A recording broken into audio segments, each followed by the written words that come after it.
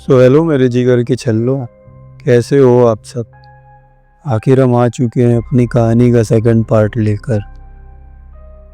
तो पिछले भाग में आपने सुना कि दामिनी, जो कि 7 साल बाद बिल्कुल उसी हाल में दीपावली की रात अपने घर वापस आ गई थी, लेकिन वो पहले जैसी नहीं थी। तभी साहिल को याद आया कि उसने अपनी बहन को वापस लाने के लिए एक तंत्र किया था। अब चलते हैं अपने दूसरे पार्ट की ओर, लेकिन उससे पहले प्लीज़ आप सब मेरे चैनल को सब्सक्राइब कर लीजिए।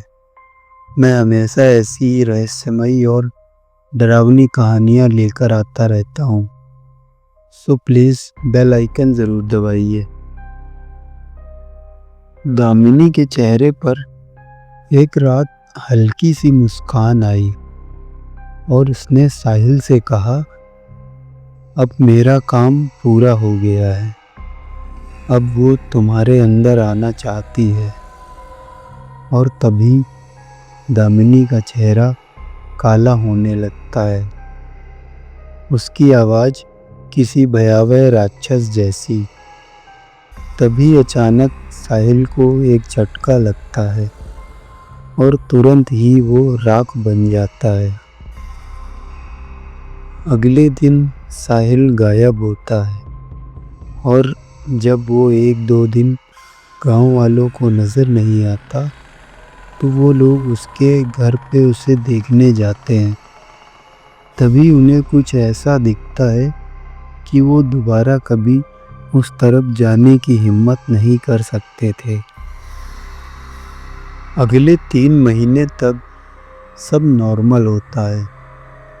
दामिनी अब अपने घर पे सामान्य दिखाई देती थी, अपने लिए खाना बना रही है, हर किसी से बात भी कर रही है, यहाँ तक कि कॉलेज भी जाने लगी थी।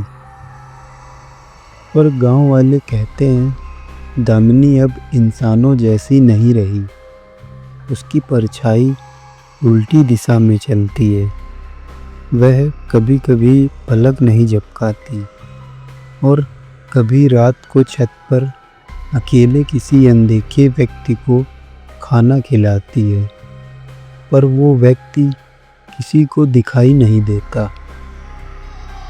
फिर कुछ समय बाद एक नया इंसान इस भयावह कहानी में दखल लेता है, जिसका नाम कपिल शर्मा होता है, जो कि साहिल को अपना परम मित्र मानता था। कपिल को साहिल की गुमशुदगी की रिपोर्ट पढ़कर शक होता है कि मामला साधारण नहीं है। वो साहिल की बहन दामिनी से मिलने जाता है और वहाँ कुछ ऐसा देखता है जो उसकी रूह तक हिला दे। दामिनी के कमरे की दीवार पर एक पुराना नक्शा बना होता है, जो गांव के आसपास 3 बंद पड़े हुए कुओं की लोकेशन बता रहा था। और हर कुएं के पास लिखा होता है, वहाँ और भी आत्मा है। कपिल को पुराने तांत्रिक ग्रंथों में एक जिक्र मिलता है, वापसी विद्या, जो कभी अधूरी नहीं होती। जिसे भी वापस लाया जाए उसके साथ प्रति प्राणी लौटता है, एक ऐसा भयावह रूप जो मानव शरीर को माध्यम बनाकर खुद को स्थायी करना चाहता है। और वो प्रति प्राणी अब साहिल के शरीर में समा चुका है, जो अब कहीं छुपा है या शायद किसी और को ढूंढ रहा है। दामिनी एक रात कपिल को बताती है, साहिल मरा नहीं है और कहीं गुमशुदा भी नहीं हुआ है, वो अब मेरे अंदर है। तभी दामिनी की आंखें धीरे धीरे काली हो जाती है, उसका चेहरा अजीब ढंग से हिलता है और आवाज़ 2 लोगों की बन जाती है, एक दामिनी की और एक साहिल जैसी। तभी उसी समय गांव में तीनों कुओं के ढक्कन अपने आप खुल जाते हैं।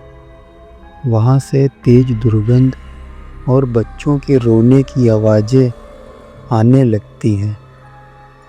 गांव के 7 लोग गायब हो जाते हैं बिना कोई सुराग छोड़े। और अब गांव वाले कहते हैं, अगर आप तिलवरा घाट के पास रात 2:07 पर जाएंगे तो किसी लड़की की आवाज़ आएगी, मैं अकेली नहीं हूँ, मैं अकेली नहीं हूँ। और फिर सब कुछ बदल जाएगा।